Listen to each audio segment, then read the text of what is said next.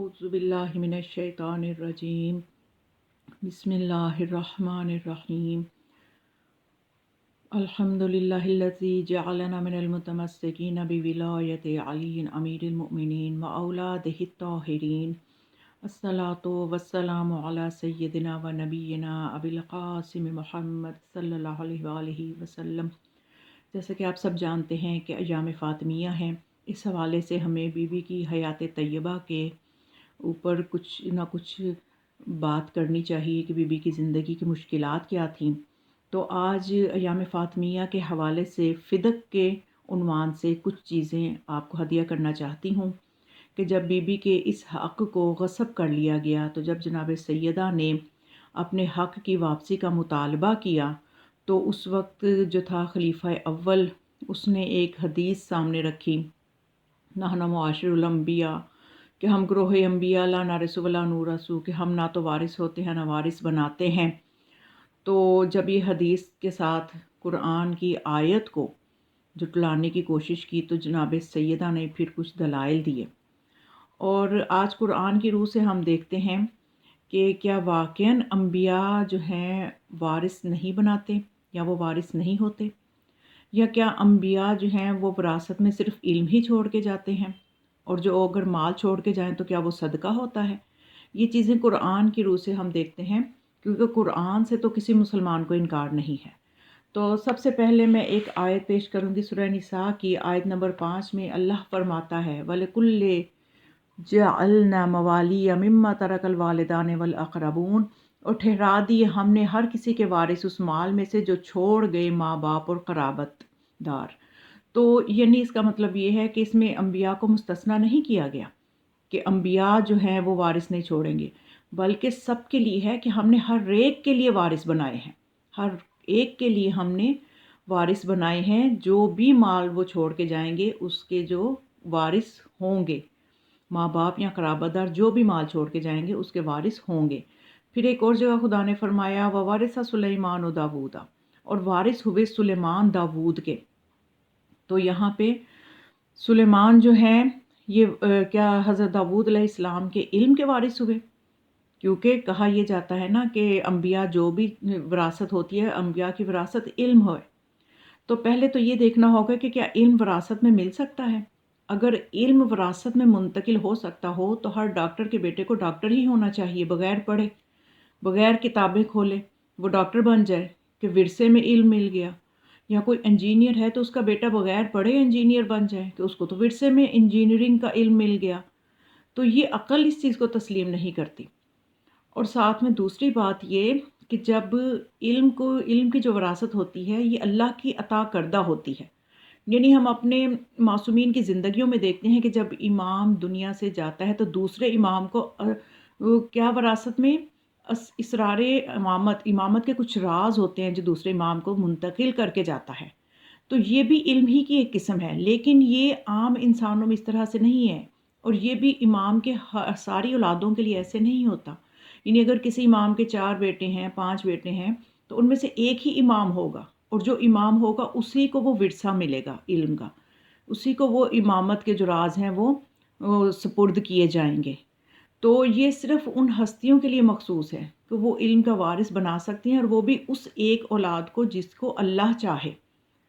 تو اور کیا یہ بات ہے کہ اگر امام اپنے بعد والے امام کو، یا نبی اپنے بعد والے نبی بیٹے کو، یا اپنی اولاد کو اگر علم وراثت میں دے تو کیا وہ علم وراثت میں لے تو کیا وہ مال کا وارث نہیں ہو سکتا؟ یہ تو ایسا تو نہیں ہے کہ اگر وہ علم کا وارث بن رہا ہے تو وہ مال کا وارث ہی نہ بنے، ایسا ہرگز نہیں ہے، علم کا بھی وارث بنے، مال کا بھی وارث بنے۔ تو اس طرح سے جب ہم دیکھتے ہیں کہ قرآن میں کہ جب جناب سلیمان وارث ہوئے حضرت داؤد کے، تو خود مسلک اہل سنت کی کتابیں دیکھی۔ تفسیر کبیر میں امام فخر الدین رازی نے یہ لکھا ہے کہ وہ وراثت 1000 گھوڑے تھے جو کہ جناب سلیمان کو ملے تھے۔ تو اس کا مطلب یہ کہ نبی بھی وارث بناتے ہیں مال کا، انبیاء بھی وراثت میں مال چھوڑ کے جاتے ہیں، اور دوسرا نبی بھی وارث بنتا ہے، یعنی انبیاء وارث بنتے بھی ہیں اور وارث بناتے بھی ہیں، یعنی دونوں چیزیں جو ہیں یہ ممکن ہیں۔ تو اسی طرح سے یہ لکھا ہوا ہے کہ جناب رسول خدا جو ہیں وہ بھی وارث بنے تھے، بنی ہاشم میں جو ان کا گھر تھا، ہاشمی گھر جو تھا، اس کے جناب رسول خدا وارث بنے تھے اور ان کو کنیز بھی ورثے میں ملی تھی. تو اس طرح سے یعنی ان کو بھی ورثہ ملا تھا. تو یہ ایسا نہیں ہے کہ انبیاء وارث نہیں ہوتے یا وہ وارث نہیں بنا سکتے. تو ایک اور دلیل قرآن ہی سے پیش کرنا چاہتی ہوں کہ سورہ مریم میں خدا فرماتا ہے، جناب زکریا کی دعا کا یوں ذکر کرتا ہے،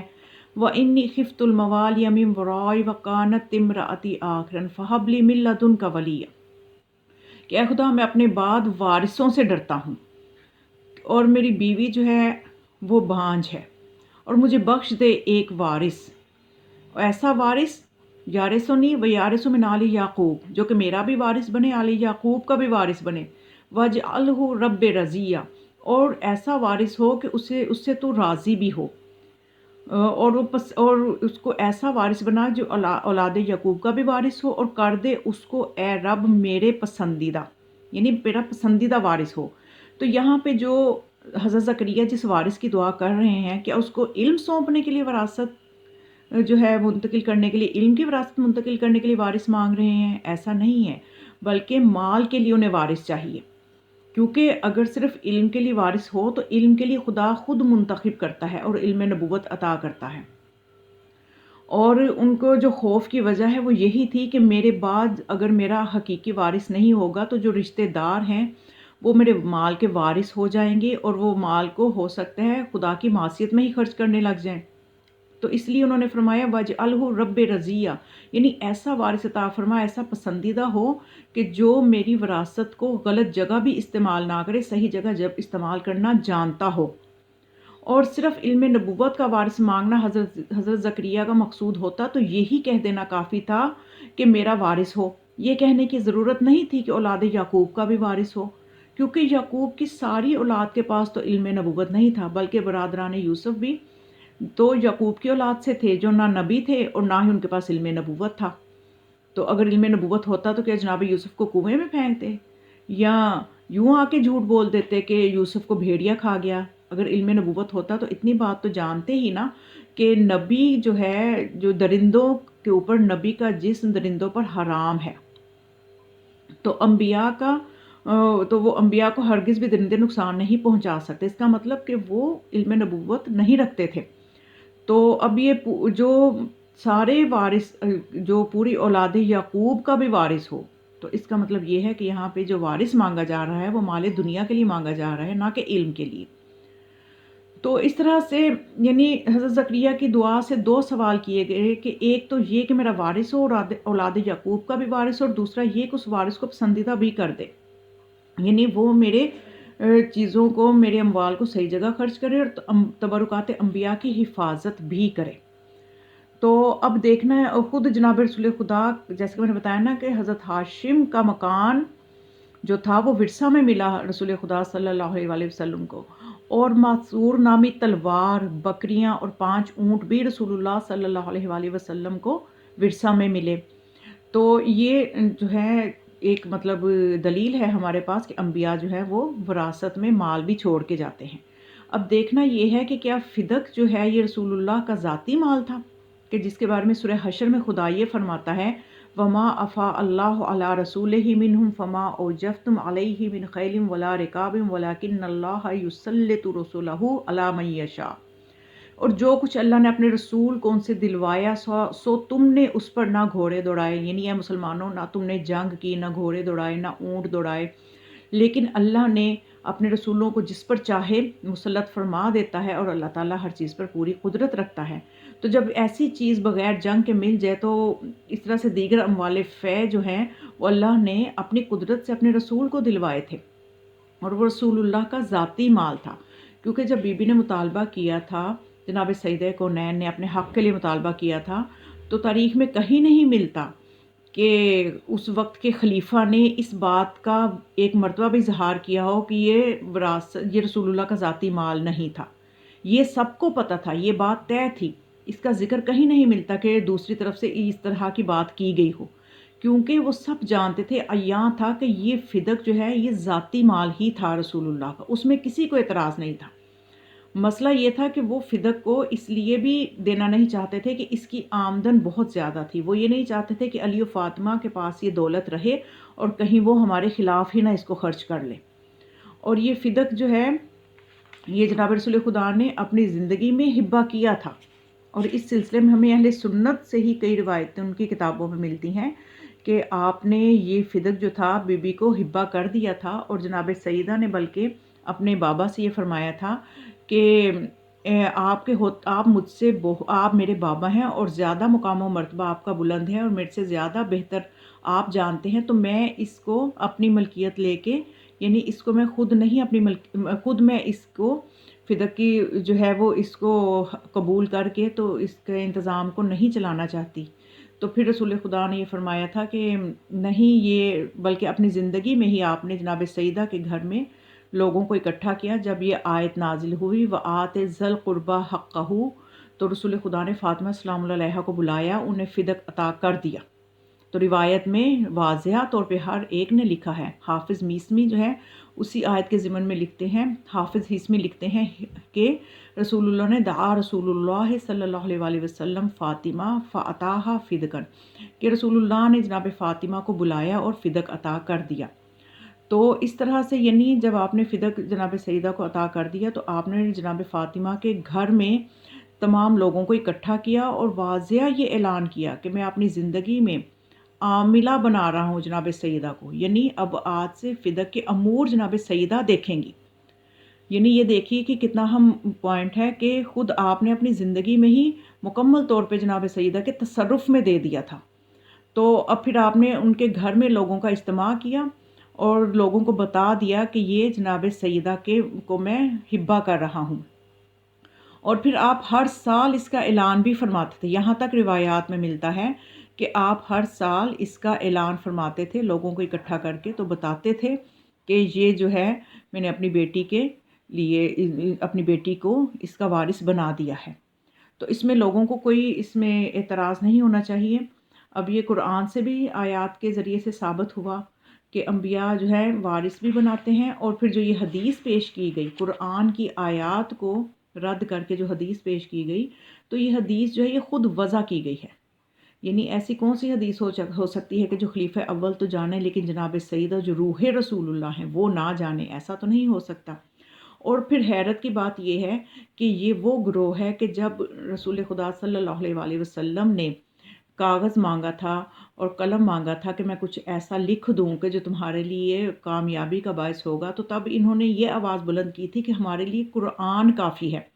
اور آج یہ قرآن کو کافی نہیں سمجھ رہے، آج یہ حدیث کو کافی سمجھ رہے ہیں۔ یعنی یہ کبھی کچھ کہتے ہیں تو کبھی کچھ کہتے ہیں۔ اس کا مطلب یہ ہے کہ یہ جو حق جو ہوتا ہے وہ مدلل ہوتا ہے، دلائل پہ مبنی ہوتا ہے، وزنی ہوتا ہے، اور جو باطل ہوتا ہے اس کو وہ ہلکا ہوتا ہے، اس کا کوئی وزن نہیں ہوتا۔ وہ کبھی کوئی بات جو باطل پہ ہوتے ہیں وہ کبھی کوئی بات کہتے ہیں تو کبھی اس کے برعکس ہی کہہ دیتے ہیں۔ تو اس طرح سے یعنی یہ معاملہ جو ہے یہ واضح ہے، روزہ روشنی کی طرح عیاں ہے کہ جناب رسول خدا کے فدق ان کا ذاتی مال تھا، قرآن کی روح سے ثابت ہے، جیسا کہ میں نے سورہ حشر کی آیت نمبر 28 پڑھی کہ مسلمانوں نے جنگ نہیں کی اور ان کو مل گیا، تو یہ پھر رسول اللہ کا مال ہے۔ تو دوسری بات یہ کہ اس میں کسی کو شک نہیں کہ رسول اللہ کا ذاتی مال تھا، اور اس میں بھی کسی کو شک نہیں کہ آپ نے اس کو لکھ کے اپنی بیٹی کے نام کر دیا تھا۔ اور تیسری بات یہ کہ انبیاء وارث بنتے بھی ہیں اور بناتے بھی ہیں، اس میں بھی کسی قسم کا کوئی شک و شبہ باقی نہیں رہ جاتا۔ تو بس یہ وہ چند دلائل تھے جو میں فدق کے حوالے سے پیش کرنا چاہتی تھی، اور تاکہ ہمیں جناب سیدہ سلام اللہ علیہا کی سچائی، ان کی حقانیت دلائل کے ساتھ، گرچہ وہ بی بی جو ہیں وہ آیت تطہیر کے مالک ہیں، رجس ان کے نزدیک آ نہیں سکتا، لیکن افسوس ہے ایسے مسلمانوں پہ کہ جنہوں نے قرآن سے جناب سیدہ کی قدر و منزلت کو نہ پہچانا اور ان کی گواہیوں کو بھی جھٹلایا اور ان کی بات کو بھی جھٹلایا۔ اور خدا ہمیں ایسی چیزوں سے بچنے کی توفیق عطا فرمائے کہ جس سے جناب سیدہ ہم سے ناراض ہوں، اور ہمیں ایسے عقیدے پہ خدا قائم رکھے کہ جناب سیدہ ہم سے راضی ہوں، کیونکہ جس سے جناب سیدہ راضی ہوں گی باقی 13 معصوم بھی راضی ہوں گے، کیونکہ جناب سیدہ سلام اللہ علیہا جو ہیں ان کی حیثیت اہل بیت علیہ السلام میں مرکز کسی ہے، تو مرکزی حیثیت جناب سیدہ کی ہے۔ تو جب جناب سیدہ ہم سے راضی ہوں گی تو باقی 13 ہستیاں بھی ہم سے یقیناً راضی ہوں گی۔ وَمَا عَلَيَّ إِلَّا الْبَلَاغُ۔ السلام علیکم ورحمۃ اللہ وبرکاتہ۔